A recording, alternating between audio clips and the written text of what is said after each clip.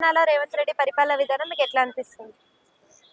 పరిపాలన విధానం బాగానే ఉందని కొన్ని కంట్రోల్ చేయలేకపోతుండు. అంటే ఇప్పుడు బస్సులు ఎక్కువ చేస్తున్నాడు, ఏదైతే ఇస్తుండు, లేడీస్ రిజర్వేషన్ ఎక్కువైంది.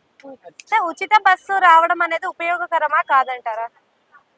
లాభమే అని దాని తగ్గట్టుగా వేరే వాళ్ళకు కూడా డిస్టర్బెన్స్, సీట్లు దొరకక ఒక్కటే బస్సు పెట్టి కొన్ని బస్సులు తక్కువ చేసి ఉంటారు.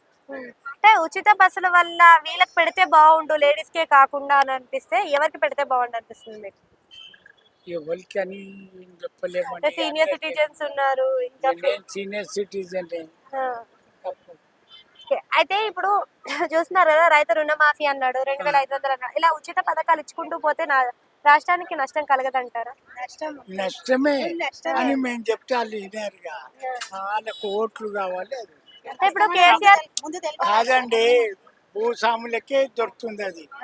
ఎవరు చిన్న రైతులు మోడీ పెట్టినట్టు 5 ఎకరాలు 10 ఎకరాల్లోనికి ఇవ్వాలి. 100 ఎకరాల్లోనికి కూడా ఇచ్చున్నాడు కేసీఆర్. ఏం చేస్తుంది అని చుట్టాలకు వాళ్ళకు ఉన్నట్టు. ఇప్పుడు కేసీఆర్ పరిపాలన బాగుందా, రేవంత్ రెడ్డి పరిపాలన బాగుందా అంటే ఒక్క మాటలో ఏం చెప్తారు?